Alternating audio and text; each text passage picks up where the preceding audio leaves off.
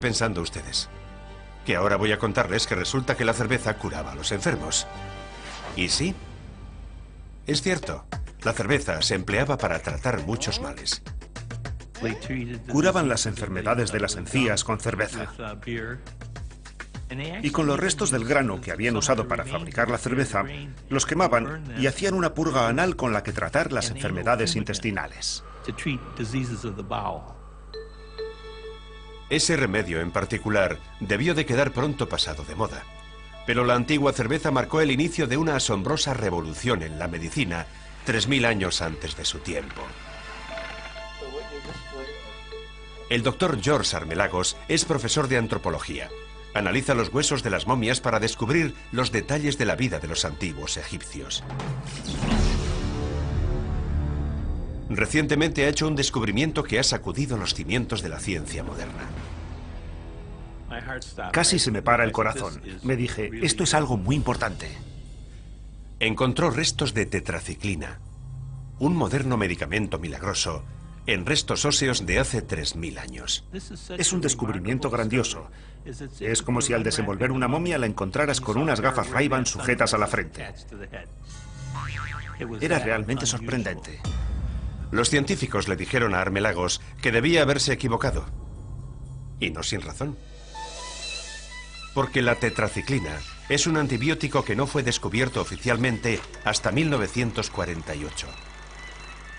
De modo que lo que teníamos que descubrir era cómo había llegado la tetraciclina hasta el interior de aquel hueso. Fuera lo que fuese lo que había inoculado antibióticos del siglo XX en aquellos viejos huesos, tenía que hallarse en la dieta de los egipcios. La tetraciclina era tan abundante en aquellos huesos que tenía que ser algo que consumieran a diario. Probaron toda clase de antiguas recetas, pero sin resultado. Hasta que dieron con una que encajaba a la perfección. Entonces nos encontramos con las recetas de la cerveza. Cabía la posibilidad de que la cerveza fuese la fuente de tetraciclina. Armelagos y su equipo prepararon la cerveza según las instrucciones de una receta que databa de 3000 años atrás. Por increíble que parezca, cuando la analizaron, comprobaron que rebosaba del moderno antibiótico. Los resultados fueron categóricos. Se trataba sin duda de tetraciclina, y la fuente de la tetraciclina era la cerveza. El descubrimiento le devolvió a Armelagos su prestigio, y el mundo científico se vio obligado a aceptar que la antigua cerveza se había adelantado a la medicina moderna en 3000 años. Es alucinante. Oficialmente fue este hombre de aspecto huraño, Alexander Fleming, quien descubriera los antibióticos en 1928, lo que le llevó a ser merecedor del premio Nobel. Pero ya es hora de que el auténtico ganador se lleve su parte de gloria. Un paso adelante, cerveza.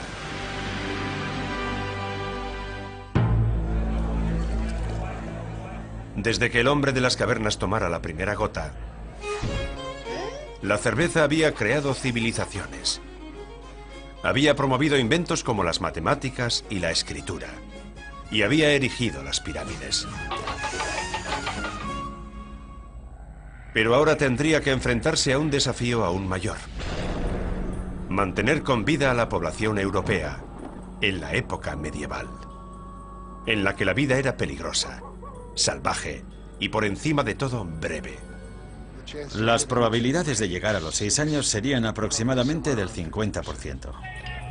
Las guerras, las plagas, y aún había un enemigo peor: el agua.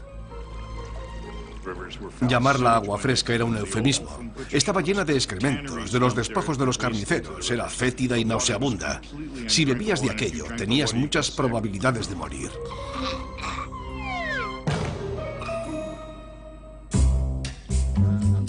Charlie Branford es profesor de Ciencias de la Cerveza en la Universidad de California, Davis. Lo importante es la manera de hacerla. Está convencido de que la cerveza salvó miles de vidas en la Europa del medievo y se ha propuesto demostrarlo. Mediante un experimento queremos probar que el proceso de fermentación de la cerveza elimina los microorganismos, las bacterias que hacían enfermar a la gente. Bamford y sus colegas preparan una típica cerveza medieval. Primero cogen agua de un estanque de patos y la analizan en el laboratorio. Este es el mismo test que hace la industria alimentaria para detectar si hay bacterias fecales. ¿Fecales? Qué mal suena eso, ¿verdad? Un organismo como la bacteria E. coli puede provocar graves enfermedades intestinales y un estanque como este puede contener grandes cantidades de E. coli. Ahí está, entre los excrementos de los patos. Y es tan letal como lo era en la Edad Media. Esta agua no es apta para beber. Utilizando una receta medieval, el equipo de Bamford elabora una cerveza de hace 1000 años en un moderno laboratorio. Molemos la malta y la mezclamos con el agua. Después de 1 hora más o menos, cogemos el líquido, le quitamos los residuos sólidos y lo hervimos. Después lo dejan fermentar durante 1 semana. Bueno, vamos a ver los resultados del experimento. ¿Es segura la cerveza? Después de haber convertido el agua del estanque en cerveza, la volvemos a analizar y no muestra resto alguno de la bacteria, así que es apta para el consumo. Una milagrosa transformación. Convertir el agua mortal en cerveza. Actualmente sabemos que es la ebullición la que mata a las bacterias. Pero en la Edad Media no tenían ni la más remota idea. La hervían solo para concentrar el sabor. Y así, accidentalmente, salvaron millones de vidas. La vida en la Edad Media debía ser bastante miserable, y la cerveza era la bebida más segura que podían consumir. En la Edad Media funcionó, pero ¿qué piensan de esta cerveza en el siglo XXI? Tiene un olor especial, un poco perfumado. Salada. Se parece a la tostada. Está muy buena. Y cuando les contamos de dónde ha salido la cerveza, Me tomas el pelo. ¿No? ¿Con el agua de un estanque de patos? Bueno, los patos lo han hecho bastante bien, ¿no? Pues no está mal. el agua del estanque era letal. Pero en la Edad Media, gracias a la cerveza, la gente podía beber todo lo que quisiera. Y vive Dios que así lo hacían. Todo el mundo tomaba cerveza. Bebían cerveza desde que nacían hasta que morían. En el siglo XVI se tomaban unos 300 litros de cerveza por año. Todo el mundo, hombres, mujeres y niños. O sea, 6 veces más de lo que bebemos hoy en día. Sí, como lo oyen, 6 veces más. Semejante demanda convertía a la cerveza en oro líquido, y el grupo que tenía su control eran los monjes. La Iglesia no solo sobrevivió gracias a la cerveza, sino que se enriquecieron con ella. En la Europa medieval los monjes eran maestros cerveceros, y la cerveza era un regalo de Dios. Claro que la gente iba a la iglesia, porque sabían que a la salida les esperaba una cerveza. La sagrada alianza entre cerveza y Biblias se prolongó durante siglos. Pero ni siquiera la Iglesia pudo monopolizar la bebida para siempre. Una nueva generación se sintió atraída por la cerveza. Eran empresarios. Se hicieron con la cerveza y en el proceso transformaron Europa. La elaboración de cerveza fue un factor decisivo en el desarrollo de la economía. Fue el revulsivo para la creación del intercambio, el comercio, la banca y las finanzas. En otras palabras, para la creación del capitalismo moderno. Por eso en Europa todavía hoy se sigue venerando a la cerveza. ¡Cerveza! Norteamérica, tierra de libertad y hogar de valientes. Y edificada sobre la cerveza. La cerveza es la historia secreta de América, está en nuestro ADN. Algunos de los padres de Norteamérica tienen otra cosa en común. George Washington, Thomas Jefferson y Sam Adams fueron todos ellos cerveceros. Unidos fermentaron una nación. Junto con Benjamin Franklin para el que la cerveza era algo más que una simple bebida. Era además una evidencia del orden divino del universo. Por eso dijo textualmente que la cerveza es la prueba de que Dios nos ama y quiere que seamos felices.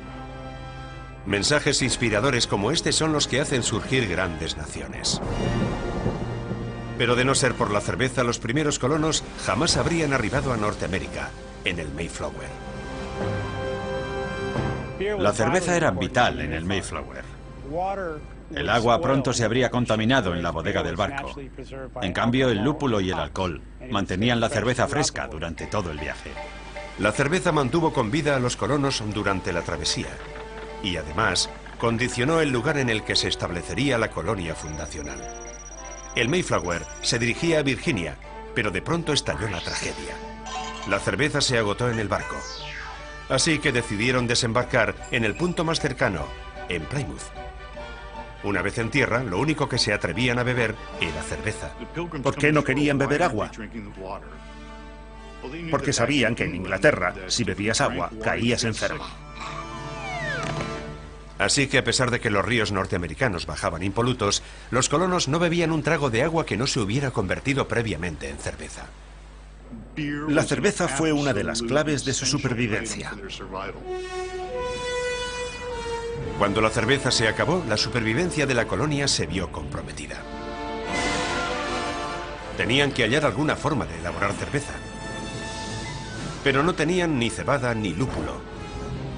Hasta que las ardillas vinieron a su rescate. Parecían nueces, pero a los colonos se les ocurrió la idea de probar con las bellotas. Y funcionó. La cerveza de bellota mantuvo con vida a Plymouth. Una vez que Plymouth estaba ya a salvo, durante el siglo XVII la cerveza se expandió por el resto de Norteamérica a través de una extraordinaria red de comunicaciones. El equivalente a Internet de la época. Antes de Google, Twitter y Facebook, ya estaban las tabernas. La taberna era el centro comercial y al mismo tiempo era un nudo de comunicación, el lugar donde la gente recibía e intercambiaba información. Las tabernas conectaron a toda Norteamérica y convirtieron así una colonia en una nación. La cerveza no tardaría en ser la protagonista de uno de los grandes acontecimientos de la historia humana. La Revolución Americana. El 16 de diciembre de 1773, la lucha por la independencia contra los británicos se inició aquí, en la Green Dragon Tavern de Boston. Grupos como The Sons of Liberty se quejaban de la opresión que sufrían. Aquí se tomaban una cerveza y conspiraban, y se tomaban otra. Aún se puede sentir toda aquella pasión descontrolada. Algo tenía que ocurrir aquella noche. Es la hora, adelante. Los hijos de la libertad se dirigieron al puerto de Boston. Abordaron los barcos allí atracados y echaron el té por la borda. La revolución se había puesto en marcha y las tabernas eran los escenarios principales. Las tabernas eran los centros en los que se planeaba, se discutía, se debatía y se acordaba la actividad revolucionaria.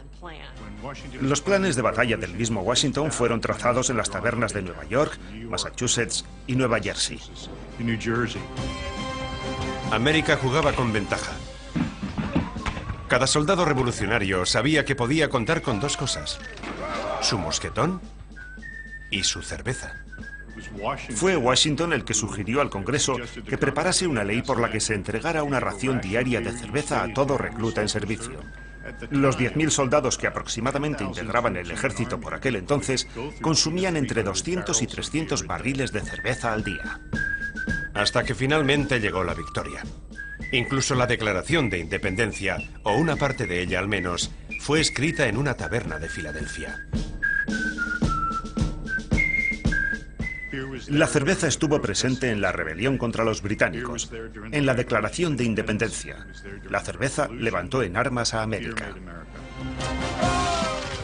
El papel de la cerveza en el nacimiento de Norteamérica fue tan vital que el himno nacional se compuso sobre una canción de taberna del siglo XVIII.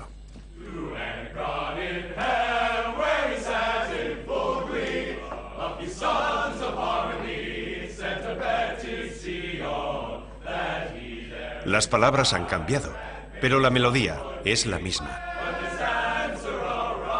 En sus orígenes era una prueba para saber si estabas sobrio. Si eras capaz de cantar la canción, aún podías tomar otro trago más. En la actualidad es el himno de las barras y las estrellas. La cerveza contribuyó al descubrimiento de América y además le proporcionó un himno a la joven nación.